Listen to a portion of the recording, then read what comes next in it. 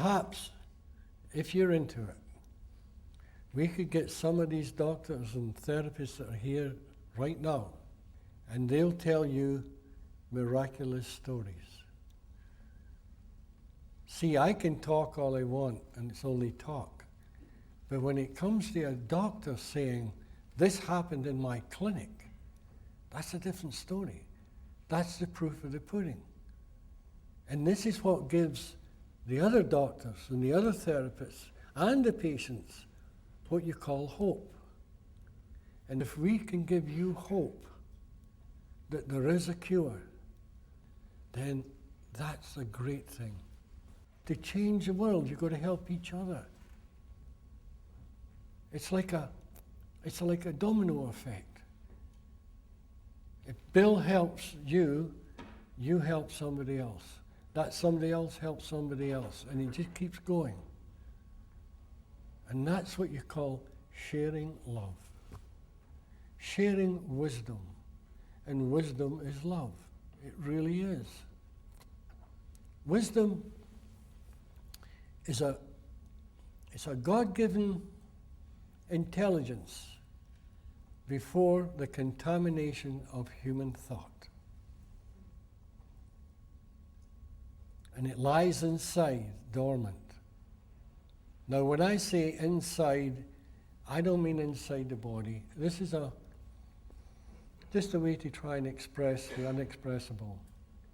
Inside means really beyond time, space, and matter. And you're connected to those three principles that lie before time, space, and matter. And those three principles are the wisdom you're looking for. But you can't find it because you're caught up in a divine illusion. And your own little mind, your own little thought system is jamming it because you see an illusion. You go past the illusion, and there it is. People say, well, how do you do that? Try and find a quiet mind. You can't think your way into a quiet mind. All you have to do is just be. That's all. Just be. And that quiet mind will take you there. But you'll never find it with a busy mind. So the more you think about what I'm saying, the worse it'll be for you. Don't think about it. If you get a nice feeling, enjoy it. That's the way. If you're driving home, don't try and figure it out. But I bet you 90% of you will. But it's when you get, all of a sudden, you know how some people will say, I was having a shower, and suddenly I realized, or I was driving down the road, and I just realized, wow, it's my own thoughts that were creating the problem, because they weren't thinking. And the greatest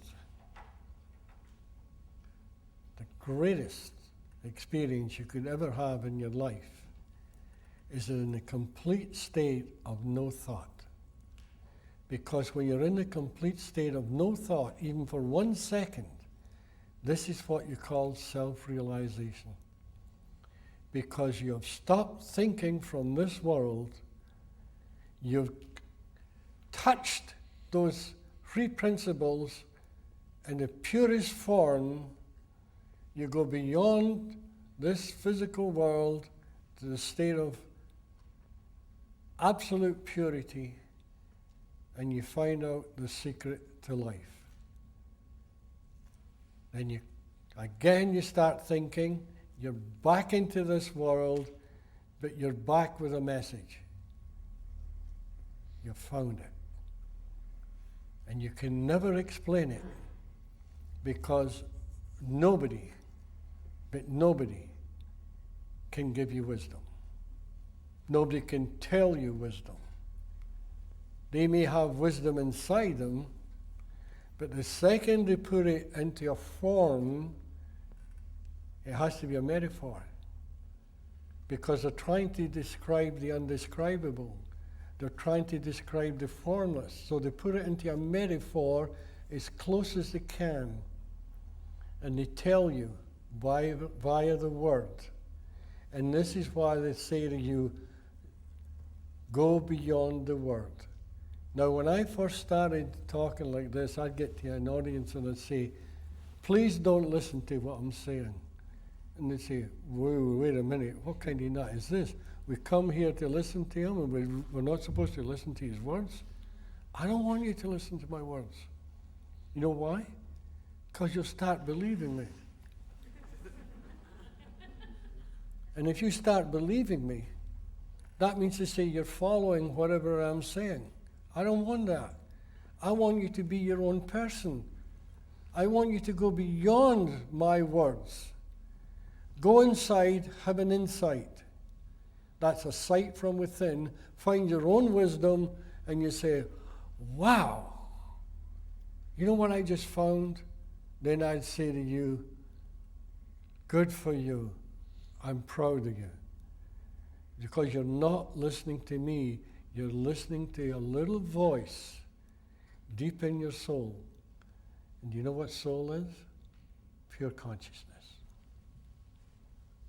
You know how some people will say you're losing your soul? You're losing your consciousness. You're losing your understanding. You're going astray. Then somebody will come along and say, I know you're going astray. I'll take you back again. Just listen to this story, and they'll tell you a story. And you think, well, it's just a story. No, it isn't. It's a metaphor. And if you listen very carefully, you go beyond the word.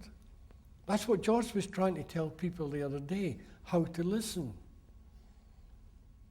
And quite often we talk to people and they'll say, well, I am listening. I say, no, you're not. You're not hearing what I'm saying. Yes, I am. And they can repeat the words. They'll repeat the words and they'll say, you're saying mind, consciousness, and thought. I've got a pet parrot that could say that. But that doesn't mean to say the pet parrot knows what he's talking about. It's the understanding beyond the words of mind, consciousness, and thought. Now, a lot of the Eastern philosophies, they talk about big mind and little mind. They're talking about what they call God mind, or universal mind, or the spiritual mind. Then they talk about the little mind being your freedom of thought. But in reality, there isn't a big mind and a little mind, because that's a duality. There is only one mind. And unless you see in the singular, you will never find it. You have to see in the singular. And if you hear in the singular, this is where the deaf will hear and the blind will see. Because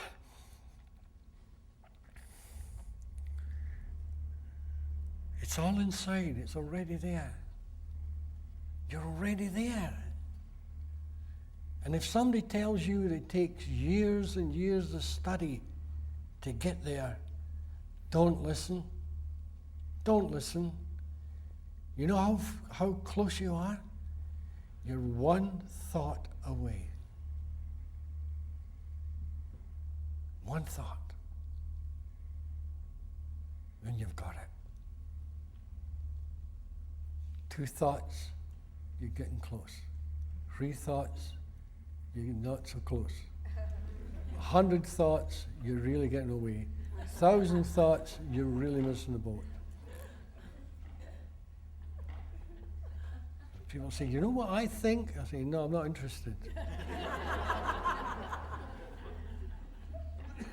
Because it's a world of thought.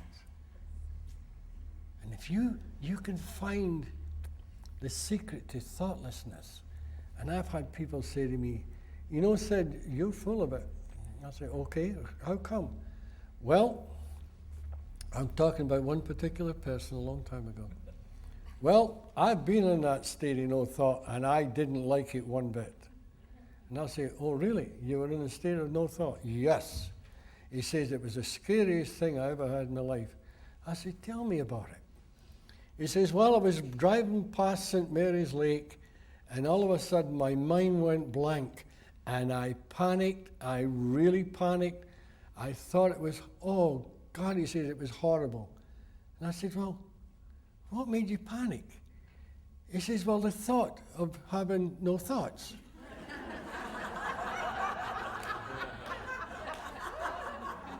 So, something's wrong here. Now, the state of no thought is, do you know when you, I don't know if I should say this or not. You know when you die, everybody becomes enlightened. Everybody. And that's the beauty. And I don't care who says that somebody's judging you or not. That's not true. It's only the human mind that judges. When you die, you will see that this world has been, for you, a divine illusion, and you've gone home. But the only thing is, you're dead. You don't live to tell the tale. But enlightenment, you do live to tell the tale.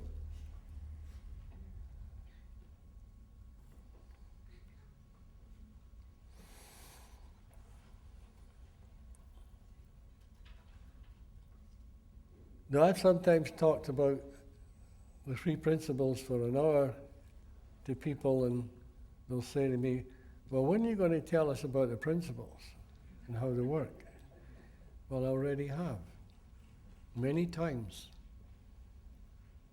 You see, those wise people from the past, all these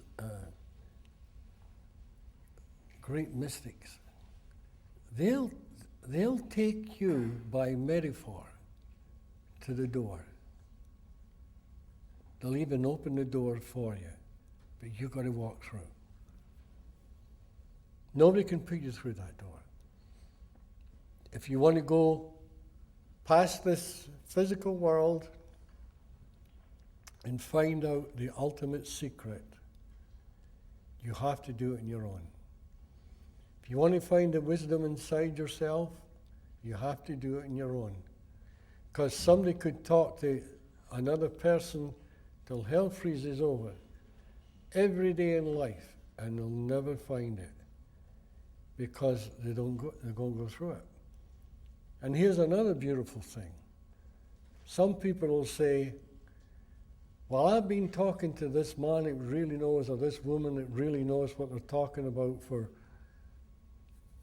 40 years, so I know more than you. Time is an illusion. And somebody can walk in here, sit down for 5 minutes, and be ahead of you, me, and everybody else.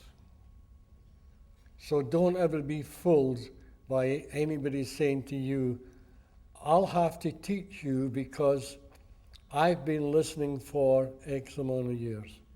That has nothing to do with it. If that's the case, those people do not know that this life is an illusion. It's an illusion. It's a divine illusion, and it's held within the boundaries of time, space, and matter. And this is why time, space, and matter are illusions. You see, this is all tied into physics. Mind, conscious, and thought are all tied up.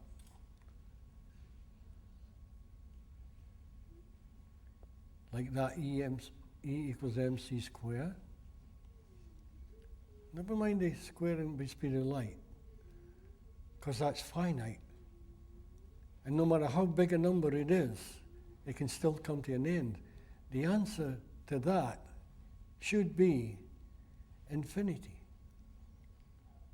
And infinity is the energy of all things, whether in form or formless. Therefore, that is what infinity is.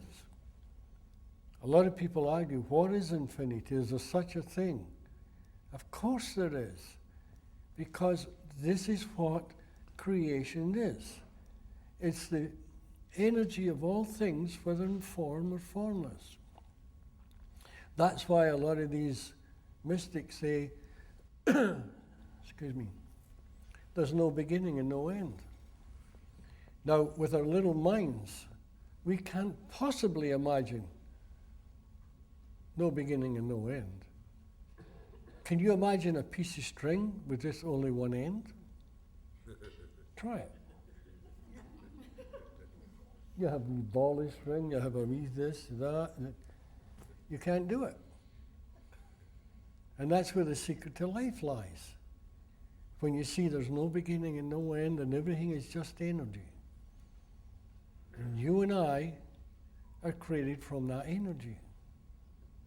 The trees, the birds, the lakes, the sky, everything is created from the same energy.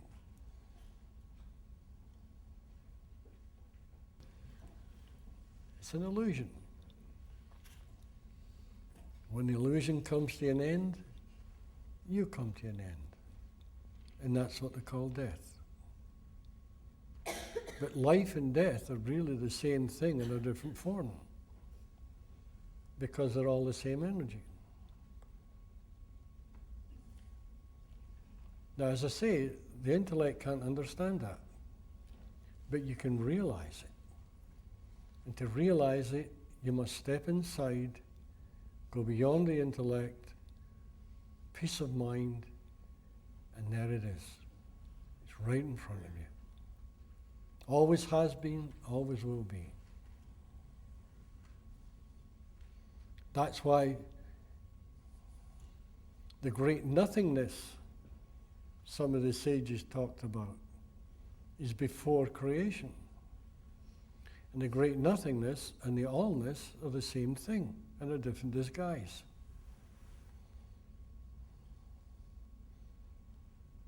Would you like to explain that one, George? Yeah? Nobody can. How can you explain nothing? Formlessness. Formlessness and nothing are the same thing. And this is where space is an illusion. Because you see, if I take this hand and I take this hand, never mind my face, and you say, well, what's in between? What's in between here and here? And the answer is nothing. It's empty space. That's not true. Because this hand is created from the formless energy that has taken a form. This hand is the same energy, the formless energy that has taken a form.